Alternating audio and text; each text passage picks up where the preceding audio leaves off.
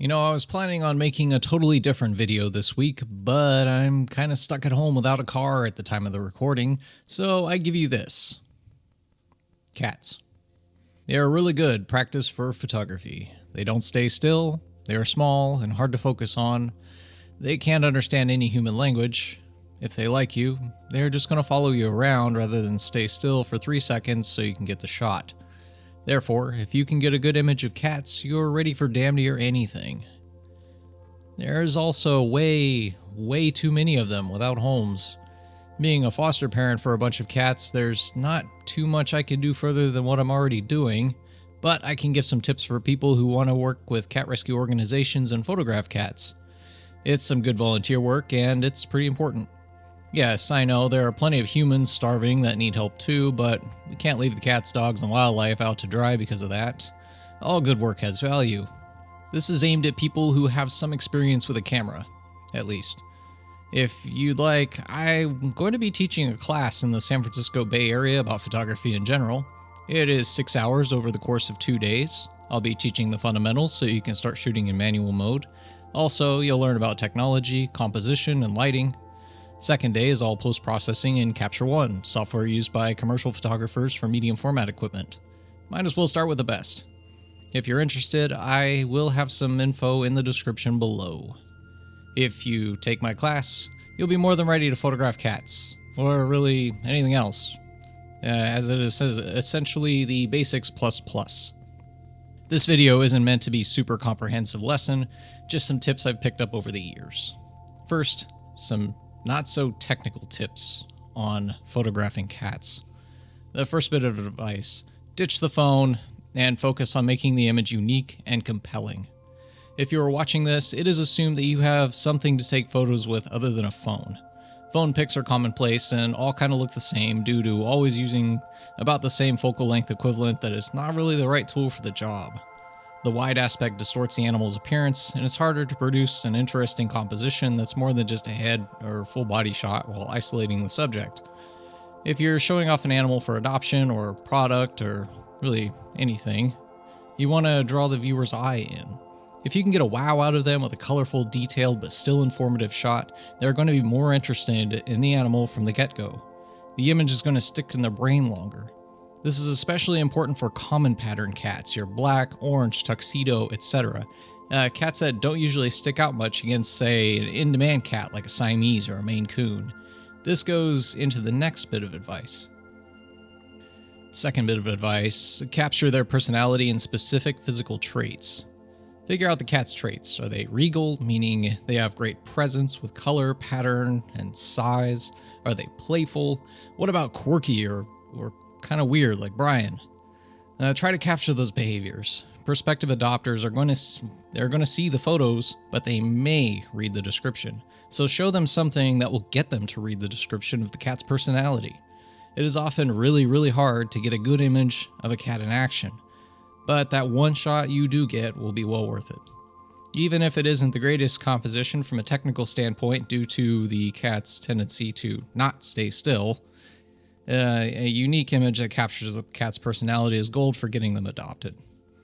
Third, keep an eye on their activity level. If you are fostering cats or just around them a lot, figure out when they relax. It is easier to start with them at their laziest for portraits. This may sound counter to what I said before about capturing their personality, but cats sleep most of the day away, and that's what people are going to see a lot, capturing them lazing in interesting positions. I recommend not posting images of them sleeping, as that bothers some people. They tend to think that they're dead for some reason. And you really want the eyes in the shot anyway, as they are what really draws the viewer in. Try giving the cat a cardboard box. Often they will lay with their head looking out, which makes for a good photo. If you need to move them, wait until they settle in on the spot that you move them to. The fourth tip is grooming. Like anything else, it is good to make sure the cat looks good for the photo. Grab a brush and remove any debris from the cat's fur if possible. A good brushing is just good for the cat regardless and puts the cat's fur back to the natural direction that it grows in. It also, with many cats, it helps make them more comfortable. Now for some more technical advice. Focus in on specific traits, but don't open the aperture too much. This is assuming that you're using a mild to mid telephoto lens. You really do want to focus in on the eyes, but you also need to get informative shots that show things like the coat pattern and the color. You also want to try and get the nose in focus, which is further from the eyes than the tip of the nose of a human relative to size, as you'd be closer than you would be with a human. If you have a macro lens, it can actually help out with this, since they usually have a max aperture of f2.8 or higher and very low distortion as a bonus. At 85 millimeters, I would say go from f3.5 to 5.6 on APS-C or f5.6 to f8 on a full frame. If you can, get multiple shots at different apertures and try to find the best balance between getting the end of the nose to the ears sharp. Focus on the eyes, of course, as they should be between the ears and the nose, usually closer to the ears. As usual, check your background and make sure everything looks nice. If you're going for the blown out background, have the cat further away from fences, walls, bushes, and other features. Speaking of fences, be careful with them in the background, as a white wooden fence or a chain link fence can lead to some pretty ugly patterns. As before, check the pose and positioning of the head in relation to the body. If they are looking to the side, laying down, this is a good way to capture the coat pattern while still keeping the face. Sitting and looking forward gives the viewer a good idea of the cat's height without them moving around. Certain angles can also imply playfulness or at least break up the photo from the usual front-facing wide-angle shot from a phone. I know that usually cat photography is very spur of the moment and it's very difficult to get a cat into a certain position, but it is still good to keep these things in mind. Just don't let it slow you down too much. You have to be quick. Next up, be careful with compression and perspective.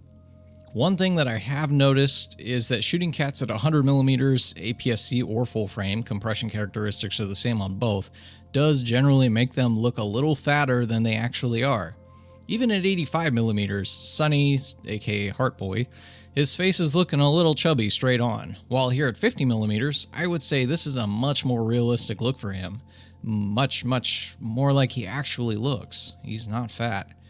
This is also a good time to mention perspective, which will change the way the animal looks, whether they look overweight or fluffier than they should. As perspective changes, try different focal lengths to see which ones look the most accurate at different distances and angles. Conversely, using a wide angle will give a thinning effect that will give the animal a look that makes them look a lot smaller than they are in reality. This may give the viewer the impression that the cat is unhealthy, which is not what we want. This is especially true of kittens or cats that are naturally less chunky, like Gregory here. Keep in mind, you're going for realism, not to slim them down. It's not like a person. Black cats. Black cats are really hard to photograph well. If you really want to get good shots of a black cat, and you have the means, try using the flash, or even better, a couple of strobes. This is going to highlight details that would otherwise be really hard to see, such as the direction of the fur growth and the length, whiskers, nose texture, and fur density on the lower portion of the mouth. You will also find that black cats are actually very dark brown. Leaving this in tends to differentiate the black cat versus others in other photos. If you're very serious about doing this, I recommend spending $70 to $100 on a pair of cheap strobes and umbrellas. If you are into other forms of photography, you will get use out of these. And no, the flash doesn't hurt the cat. Brian didn't really even seem to care. But keep an eye on the cat. If he or she seems stressed out while you're flashing, flash, just stop. That said, here are some lenses I'd recommend for taking photos of cats. For APS-C or full frame, the cheap 50mm f1.8 or 1.7, depending on your system, is a great choice to start with. It is going to be sharper than the lens that came with the camera, and it's just good all around. It is a little short for human portraiture in my opinion, but for cats it is great and will generally lend to accurate proportions. For DSLRs, expect to spend about $50 to $100 for a used one, cheaper if you're using the Sony Minolta A mount, where you can get the Minolta 50mm f1.7 for around $30. Any proper portrait zoom is going to do you good here, and be really expensive. Personally, I use the Sigma 50 to 100 f1.8, which is extreme overkill, but it is also with a Foveon camera, so overkill is kind of needed for that. For everyone else, old 70 to 300 zooms can be had really cheap. Just read the reviews and find one that's actually good. They were extremely popular during the 90s, so there's plenty to go around, and some of them are not bad at all, even with digital sensors.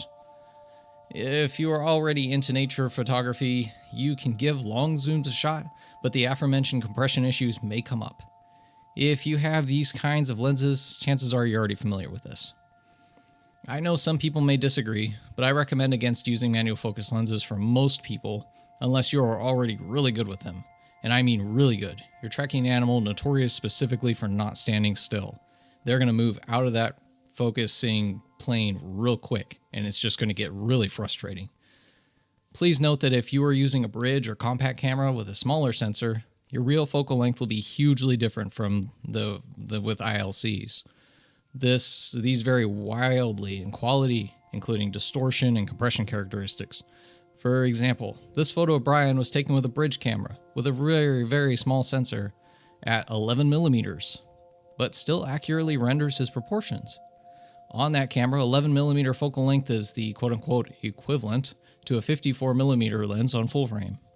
Oh, and that's a $15 camera from 2006. Check out my other video on it. It is pretty fantastic. The camera, not the video. The video is just okay. Above all, experiment with what you have. Chances are you already have something that'll work well. The common 35 to 70 or 18 to 55 kit zoom it's a good start. Quality usually sucks, but it's better than a phone, and some, namely the Fujifilm and some Minolta varieties, are actually pretty to very good. In closing, if you feel up to it and you have some free time, help out your local animal shelters. Call them up, offer to photograph their animals for their website. Personally, I'm very much a cat person, but dogs and others use the same basic principles. It's good practice and it's good fun. You will improve in your photography in general, and that photo that you take might also help save a cute fuzzy life. I'll also be posting some links to a couple of educational cat videos I found on the YouTubes in the description below. I know this video is a little different, but the subject matter is pretty dear to me, so I wanted to do it. And if it motivates anyone to do this for their local shelter, I feel like it's a win. Leave a comment below if you do end up helping out an animal shelter, or if I've helped you take better photos of your own cat. Subscribe if you're into photo content or would like to see more videos like this. I'm usually doing videos about weird, old, or just lost cameras and lenses and things that people seem to have forgotten about, and leaving likes helps out a lot too. I also have a Discord. It's a small community of friendly photographers helping each other out. So that's all for now. Thanks for watching and have a good night.